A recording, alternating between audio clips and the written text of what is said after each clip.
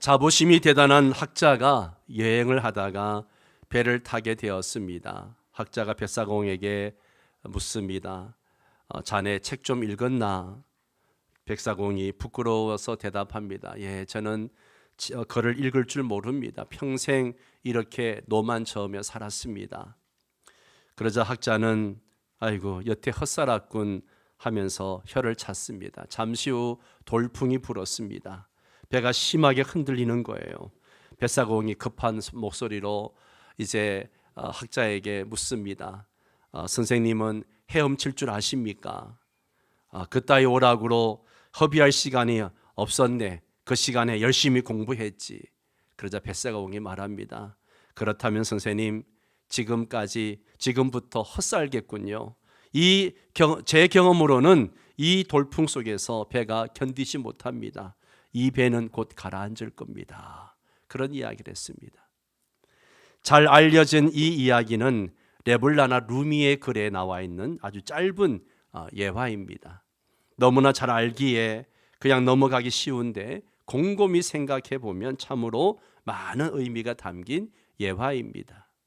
우리가 너무 바쁘게 살다 보면 정말 중요한 것을 잊고 살 때가 많습니다. 특히 우리 주위에는 이런 삶을 사는 사람들이 얼마나 많은지 모릅니다. 예수 없이 아무리 잘 살고 성공해도 그것은 헛산 것이죠. 마지막 날에 그것이 나를 구원해 주지 못하기 때문입니다. 지금 우리가 품고 기도하고 있는 태신자들이 그렇게 살고 있습니다. 그들에게 잘 사는 길, 영생의 길을 꼭 전해줄 수 있게 되기를 바랍니다. 하나님의 백성이 된다는 것, 하나님의 자녀가 된다는 것은요, 놀라운 축복입니다. 하나님의 백성이 된다는 것은 하나님께 속하는 것이고, 하나님께 속한다는 것은 하나님의 인도와 보호와 축복이 보장되는 것을 의미합니다. 아멘입니까? 하나님께 속한 자는 하나님 말씀에 철저하게 복종해야 할 의무가 있습니다. 하나님을 경외하시기 바랍니다. 의로운 해가 떠올라서 치료하는 광선을 바라시는 하나님의 위로가 있을 것입니다. 하나님을 끝까지 신뢰하십시오. 외양간에서 나온 송아지같이 뛰는 기쁨과 감격이 주어질 것입니다. 하나님께서 자기 백성 중에 거하실 때에 얼마나 놀라운 일이 일어나는지를 모릅니다. 우리는 그것을 이스라엘 백성들을 보면서 깨닫게 되죠. 여러분, 이 범람하는 요단강 가운데 누가 서 계십니까? 그 강 한가운데 누가 서 계세요? 온 땅에 주께서 이스라엘의 백성에 앞서 들어가 그 바다 한가운데 서 계십니다. 하나님께서 자기 백성 중에 거하시는 모습이죠. 여호와께서는 자기 백성을 성실하게 돌보시는 분이십니다. 하나님께서 함께 계실 때에 어떤 일이 일어납니까? 하나님의 동행은 인생의 삶 속에서 승패를 좌우합니다. 하나님께서 함께 하시지 않는다는 것은 축복의 근원을 잃어버리는 것과 같습니다. 하나님께서 여러분과 함께 하신다는 것은요, 하나님이 여러분의 축복이 근원이 되신다는 것입니다. 하나님의 부르심에는 결코 후회하심이 없습니다. 하나님께서는 포기하지 않으십니다. 사람은 상황에 따라서 약속을 어기기도 하고 어떤 일을 하다가도 모든 손이 피곤해지면 그 마음도 수시로 변하기 마련입니다. 그러나 하나님께서는 자기 백성에 대해서 소홀히 대하지도 않으시고 함부로 대하시지도 않습니다. 이사야 49장 15절 말씀을 우리 함께 읽어볼까요? 그 원망 땅의 일을 잊겠으며 자기 태어나서 난 아들을 긍휼히 여기지 않겠느냐. 그들은 혹시 잊을지라도 나는 너를 잊지 아니할 것이라. 여인이 어미가 혹시 자식은 잊을지라도 나는 너를 잊지 않겠다라고 말씀하십니다. 하나님께서 우리와 함께 하실 때에 세상은 우리를 두려워할 것입니다. 세상은 하나님이 능하신 기적으로 자기 백성을 구원하시는 것을 알기 때문입니다. 기억하십시오. 여호와께서 이스라엘 백성을 위하여 요단강 기적을 일으켰던 목적은 땅의 모든 백성이 여호와의 손에 능하심을 알게 하는 것과 또 그것 자기 백성들로 하여금 하나님 여호와를 경외하기 위함이다 라고 말씀하고 있습니다. 우리는 세상의 풍조나 사상이나 유행에 민감하게 그렇게 영향을 받아서는 안 됩니다. 우리의 관심과 최우선의 우선순위는 하나님께 두어야 합니다. 비록 우리가 패역한 세대 가운데 살지만 우리는 하나님께서 우리를 위하여 행하시는 일들을 기대해야 합니다. 땅의 모든 백성들이 이스라엘 자손의 영고로 정신을 잃은 것처럼 하나님의 능력이 하나님의 자녀들에게 임할 때에 세상은 교회를, 하나님의 자녀들을 더 이상 무시하거나 업신여기지 않을 것입니다. 음부의 권세가 결코 주의 피로 사신 교회를 이길 수 없습니다. 하나님의 영광과 은혜를 구하시기 바랍니다. 우리가 땅에서 매면 하늘에서도 매일 것이고 땅에서 풀면 하늘에서 풀리는 영적 권세가 하나님의 자녀들에게 있습니다. 여호수아 5장 1절 말씀을 보십시오. 요단 서쪽의 아모리 사람의 모든 왕들과 해변의 가나안 사람의 모든 왕들이 여호와께서 요단물을 이스라엘 자손들 앞에서 말리시고 우리를 건너게 하셨음을 듣고 마음이 녹았고 이스라엘 자손들 때문에 정신을 잃었더라. 여러분 보십시오. 하나님이 함께하면 땅의 모든 백성들이 하나님 백성들 때문에 정신을 잃었다라고 이야기합니다. 하나님의 능력이 교회에 임하면 세상은 교회를 더 이상 무시하거나 업신여기지 못합니다. 우리 명성교회는 하나님의 능력이 함께하는 교회인 줄 믿습니다. 그러므로 사람이 교회를 어떻게 할 수 없습니다. 세상이 교회를 어떻게 할 수 없습니다. 여러분 당당하게 사십시오. 세상에 대해서도 당당하십시오. 우리 때문에 세상이 존재하는 거예요. 하나님의 자녀들 때문에 하나님은 세상을 주관해 가십니다. 하나님은 누구보다 인간의 연약함, 인간의 그 연약함을 잘 아십니다. 요단 하나님 범람하는 요단을 하나님은 하나님의 능력으로 건넜습니다. 그로 말미암아 아무리 다섯 나라의 왕들이 마음이 녹고 정신을 잃을 정도라고 성경은 말합니다. 그런데 이러한 능력을 잊고도 우리 인간은 금방 하나님을 잊어버립니다. 인간은 주변의 상황에 잘 적응하는 뛰어남도 있지만 시간의 흐름에 따라서 망각하는 습관도 있습니다. 당시 현장에서 느꼈던 그 감격과 찬송과 감사의 마음들을 오랫동안 간직하는 사람들은 그렇게 많지 않습니다. 처음처럼 행동하는 거, 처음처럼 하나님을 섬기는 거, 처음 만난 사람처럼 언제나 상대방을 존경과 예로서 대하는 것은 매우 힘든 일입니다. 이렇듯 사람들의 마음은 상황에 따라서 시간의 흐름에 따라서 변하게 되는 거죠. 예수님께서는 세상에 계실 때에 이러한 사람의 본성을 너무나 잘 아셨습니다. 예수는 그의 몸을 그들에게 의탁하지 아니하셨으니 이는 친히 모든 사람을 아심이요. 예수님은 제자들을 사랑했지만 그들을 믿지 않았습니다. 그들의 연약함, 그들의 마음을 다 아셨습니다. 인간이 얼마나 연약한 존재인지 다 아셨어요. 하나님께서는 사람의 본성적인 특성을 잘 아셨기 때문에 이런 연약함을 극복하기 위해서 적절한 장치를 마련해 주십니다. 온 이스라엘 자손들이 요단강 건너기를 마쳤을 때 하나님께서 요단의 기적을 그들의 후손들에게 이걸 전하기를 원하셨어요. 그 방식은 매우 놀랄 만한 것이었습니다. 하나님의 거룩한 역사가 보존되어야 한다는 것은 하나님의 생각에서부터 출발합니다. 하나님은 하나님을 경험했던 거룩한 현장을 어떤 방식으로 보존하게 하셨습니까? 하나님께서 일하실 때의 처음과 마무리의 방식은 어떻습니까? 여호수아 4장은 크게 세 단락으로 나눌 수 있습니다. 첫 번째 단락은 오늘 우리가 읽은 본문입니다. 요단강 바닥에서 12돌을 취하여 나오는 이스라엘 백성들의 이야기죠. 15절에서 18절까지는 제사장들의 순종이 나옵니다. 그리고 19절부터 24절까지는 길갈에 기념비를 세우는 내용이 나옵니다. 사장의 내용을 좀 더 구체적으로 살펴보겠습니다. 언약궤를 맨 제사장들이 요단강에 들어서자 요단강이 갈라지고 온 이스라엘 백성들은 그 갈라진 강바닥을 마른 땅으로 건넜다라고 성경은 말하고 있습니다. 그렇게 건너기를 마칠 때쯤 하나님은 여호수아에게 명령하십니다. 그 명령을 함께 읽어보겠습니다. 1절에서 3절까지 한 절씩 교독하고 3절은 같이 읽습니다.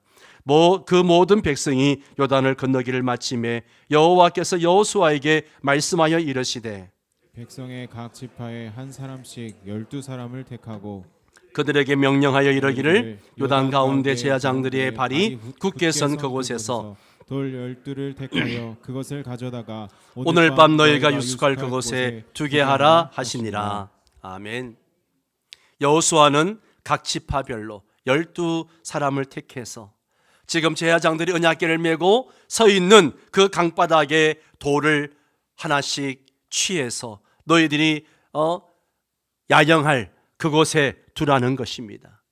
그래서 어떻게 합니까? 4절에 보니까 여호수아가 이스라엘 자손 중에서 각 지파에 한 사람씩 준비한 그 12사람을 불러, 그리고 5절에 보니까 그들에게 이르되 요단 가운데로 들어가 너희 하나님 여호와의 궤 앞으로 가서 이스라엘 자손들의 지파 수대로 각기 돌 한 개씩 가져다가 어디에 메고? 어깨에 메고. 이 돌이 작은 돌일까요? 큰 돌일까요? 큰 돌이죠. 큰 돌을 어깨에 메고 나오라는 거예요. 그리고 8절 9절 말씀을 보십시오. 이스라엘 자손들이 여호수아가 명령한 대로 행하되 여호와께서 여호수아에게 이르신 대로 이스라엘 자손들의 지파의 수를 따라 요단 가운데에서 돌 12를 택하여 자기들이 유숙할 곳으로 가져다가 거기에 두었더라. 여호수아가 또 요단 가운데 곧 언약궤를 맨 제사장들의 발이 선 곳에 돌 12를 세웠더니 오늘까지 거기에 있더라.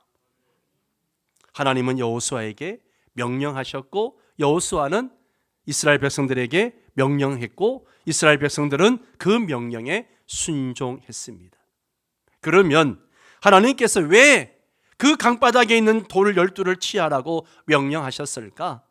그것이 6절 7절에 나와 있습니다. 함께 읽겠습니다. 이것이 너희 중에 표징이 되리라. 후일에 너희의 자손들이 물어 이르되 이 돌들이 무슨 뜻이냐 하거든 그들에게 이르기를 요단물이 여호와의 언약궤 앞에서 끊어졌나니 곧 언약궤가 요단을 건널 때에 요단물이 끊어졌으므로 이 돌들이 이스라엘 자손에게 영영이 기념이 되리라 하라 하니라. 아멘. 나중에 좀 살펴보겠습니다마는 하나님은 이 요단강의 기적을 기념하기를 원하셨어요. 이 놀라운 기적의 현장을 기념하기를 원하셨어요. 그러면 왜 기념하기를 원하셨는가? 왜 돌 12개를 강바닥에서 메고 나오라고 하셨는가? 그 목적이 뭔가? 6절에 보면 이스라엘 자손들에게 뭐하게 하기 위해서? 표징이 되게 하기 위해서. 이것이 24절에 가면 좀 더 구체적으로 표현이 되어져 있습니다. 같이 읽습니다. 이는 땅의 모든 백성에게 여호와의 손이 강하신 것을 알게 하며 너희가 너희 하나님 여호와를 항상 경외하게 하려 하심이라. 아멘. 두 가지 목적이에요. 하나는 뭡니까? 모든 백성들에게, 땅의 모든 백성이 뭐예요? 세상 모든 사람들에게 여호와의 손이 강하신 것을 알게 하기 위해서. 하나님이 얼마나 능력이 많으신가, 얼마나 전능하신 분이신가, 이것을 알게 하기 위해서고요. 두 번째는 뭐예요? 하나님을 항상 경외하게 하기 위해서. 누구에게? 너희 자녀들에게, 온 백성들에게. 이 돌들이 주는 의미가 뭘까? 7절에 보면 하나님의 언약궤가 요단강을 건널 때 요단물이 끊어진 것을 기념하는 의미예요. 그죠? 22절, 23절에 좀 더 구체적으로 설명하고 있죠. 이스라엘 자손들이 요단강을 마른 땅을 밟고 건넜고 홍해를 말리신 그 하나님이 요단 강물도 마르게 하신 것을 기념하게 하기 위해서입니다. 하나님은 이 거룩한 역사의 현장을 기념으로 남기시기를 원하셨어요.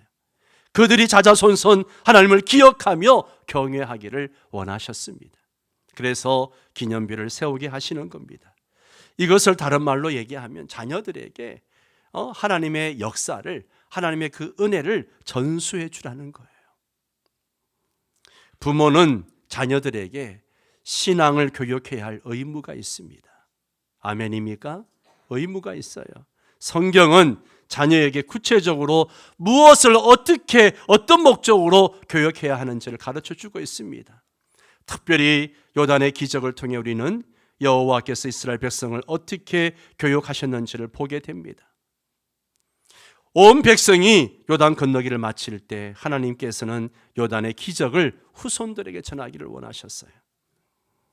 하나님은 매우 시청각적인 교육 방식을 사용하셨다는 거죠. 온 백성이 마른 땅으로 다 건너기를 마칠 때 아직도 언약궤를 맨 제사장들이 그 강 한가운데 서 있을 때에 그 마른 강바닥에서 12명의 사람들이 12개의 돌을 가져오라고 이야기합니다. 이들은 12지파를 대표하는 사람들이죠. 그들은 12개의 돌들을 가져다가 자기들이 유숙했던 길갈에 하나님의 기념비를 세웁니다. 기념비를 세워요. 왜 하나님의 기념비가 필요했을까요? 그 부모들은 이 범람하는 요단강을 보았고 그 요단강이 갈라지면서 땅이 마르게 된 것을 또 직접 목격했습니다. 그뿐입니까? 그 마른 땅을 자기 발로 그 강바닥을 밟고 건넜던 사람들이에요. 기념비는 부모들의 신앙 간증입니다. 즉 요단의 기적은 이스라엘 공동체의 경험이자 개인적인 경험입니다. 이러한 경험과 신앙의 체험들을 간증하기 위해서 기념비를 세우는 겁니다. 하나님은 우리의 우리가 경험한 신앙을 나만의 것으로 알고 넘어가기를 원하지 않으셔요. 그것을 우리 자녀들에게 전해주기를 원하십니다. 우리 이웃들에게 전해주기를 원하십니다. 네가 경험한 하나님, 네가 경험한 그 은혜를 나눠주기를 원하시는 거예요. 이 기념은 하나님의 중요한 교육 방법이기도 합니다. 성경에 보면 이러한 신앙교육 방법이 여러 번 소개되고 있어요. 출애굽기 12장 14절을 함께 읽을까요? 너희는 이 날을 기념하여 여호와의 절기를 삼아 영원한 규례로 대대로 지킬지니라. 아멘. 여러분, 여기에 이 날은 어떤 날입니까? 이스라엘 백성들이 유월절 어린 양의 피로 죽음의 재앙을 벗어난 날을 의미합니다. 즉 유월절을 얘기하는 거죠. 그 날을 기념하여 절기를 삼아서 영원토록 기억하라는 거예요. 그래서 이스라엘 백성들은 유월절만 되면 그 날을 위해서 피 흘려 죽은 그 어린 양을 생각하며 죽음의 재앙에서 벗어난 날을 기억하는 거죠. 하나님의 은혜를 기억하는 거예요. 출애굽기 17장 14절도 함께 읽습니다. 여호와께서 모세에게 이르시되 이것을 책에 기록하여 기념하게 하고 여호수아의 귀에 외워 들리라. 내가 아말렉을 없이하여 천하에서 기억도 못하게 하리라. 아말렉과의 전투에서 승리한 것을 기록해서 기념하라는 거예요. 마태복음 16장 13절에 보면 내가 진실로 너희에게 이르노니 온 천하에 어디서든지 이 복음이 전파되는 곳에서는 이 여자가 행한 일도 말하여 그를 기억하리라 하시니라. 예수님은 귀한 항유 옥합을 깨뜨려서 예수님을 섬겼던 한 여인의 헌신과 섬김이 이 복음이 전파되는 곳에 전파하여 그 여인을 기억하라는 것입니다. 또 고린도전서 11장 25절에 보면 식후에 또한 그와 같이 잔을 가지시고 이르시되 이 잔은 내 피로 세운 새 언약이니 이것을 행하여 마실 때마다 나를 기념하라 하셨으니, 여러분, 우리가 이게 성찬식을 할 때마다 누구를 기념하는 겁니까? 누구를 기념하는 거예요? 예수님을 기념하는 거예요. 나를 위해 피를 흘리시고 죽으신 그 예수님을 성찬식을 행할 때마다 우린 기억하고 기념하는 거예요. 사랑하는 성도 여러분, 여러분에게도 하나님의 은혜를 기념하는 기념비가 있습니까? 하나님이 환난 가운데서 나를 만나주시고 그 환난에서 나를 건져주신 경험들이 있습니까? 인생의 고난과 질곡에서, 질병의 고통에서 기적적으로 나를 건져주신 하나님의 은혜가 있었느냐 하는 거죠. 그런 극적인 경험이 아니더라도 하나님의 은혜가 우리에게 있어야 할 것입니다. 그렇다면 그것의 기념비가 있어서 우리 자녀들에게 교육이 되고 있어야 합니다. 저는 가정예배 드릴 때에 이러한 하나님의 은혜를 우리 아이들과 나눌 때가 많습니다. 부목사 시절에 갑상선에 걸려서 아파서 한 달도 안 돼요. 몸무게가 10kg 가까이 빠지고 너무 힘든 시간들을 보내고 있을 때가 있었습니다. 사역도 제대로 할 수 없었고 힘들었지만 또 전교인 수련회 준비를 한참 바쁘게 사역하고 있어서 병원에 갔더니만 이만큼 약을 주는 거예요. 약을 먹을 시간도 없고 약 먹는 것도 습관이 안 되어 있다 보니 잊어버리고 그냥 열심히 사역하면서 기도했습니다. 그런데 하나님께서 약도 먹지 않았는데 깨끗하게 고쳐주셨던 일이 있었습니다. 심방세동으로 고생하다가 완치된 일, 가정의 어려움을 하나님이 어떻게 해결해 주시고 도와주셨는지 우리 아이들과 나눕니다. 왜요? 우리 아이들로 하여금 하나님을 경외하기 위해서이죠. 그래서 아이들도 힘든 일이 있으면 매주 가정예배 시간에 기도 제목을 나누고 함께 기도를 합니다. 그리고 함께 축복해 줍니다. 가정예배가 하나님이 우리 가정에 주신 은혜를 나눌 수 있는 최고의 시간입니다. 하나님의 은혜를 기념하는 기념비를 세우라는 것은 우리에게 매우 중요한 메시지입니다. 우리는 하나님께 받은 은혜를 많이 이야기합니다. 많은 체험과 간증이 있습니다. 그러나 그것이 우리 자녀들에게 전달되고 있느냐 하는 거예요. 나에게 주신 은혜, 내가 경험한 그 은혜가 내 자녀들도 함께 공유할 수 있어야 됩니다.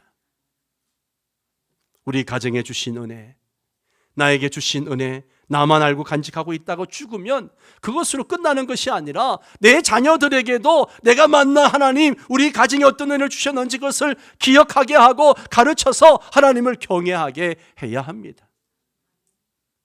이것이 목적이죠. 이러한 요단의 기적이 언약궤를 맨 제사장을 중심으로 일어났습니다. 제사장은 하나님과 백성들을 중재하는 직분을 가진 자입니다. 제사장 중에서도 언약궤를 맨 제사장이라는 것은 하나님의 임재와 상징을 보여줍니다. 따라서 요단강의 기적이 언약궤를 맨 제사장을 중심으로 일어났다는 것은 하나님께서 함께 하셨다는 것을 의미하는 거죠. 제사장이 요단강을 발바닥으로 밟는 동시에 요단물이 갈라졌고 철저한 믿음의 행위가 요구되는 그런 부분이었습니다. 10절에서 13절을 보면 제사장들의 순종의 모습이 나옵니다. 한 절씩 교독합니다. 또 여호와께서 여호수아에게 명령하사 백성에게 말하게 하신 일, 곧 모세가 여호수아에게 명령한 일이 다 마치기까지 궤를 맨 제사장들이 요단 가운데에 서 있고 백성은 속히 건넜으며, 모든 백성이 건너기를 마친 후에 여호와의 궤와 제사장들의 백성의 목전에서 건넜으며, 르벤 자손과 갓 자손과 므낫세 반지파는 모세가 그들에게 이른 것 같이 무장하고 이스라엘 자손들보다 앞서 건너갔으니 곰산 4만 가량이 여호와 앞에서 건너가 싸우려고 여리고 평지에 이르니라. 아멘. 자, 여기에 보면 제사장들의 순종도 있었지만 두 지파 반도 이스라엘 백성과의 약속대로 행하는 것을 보게 됩니다.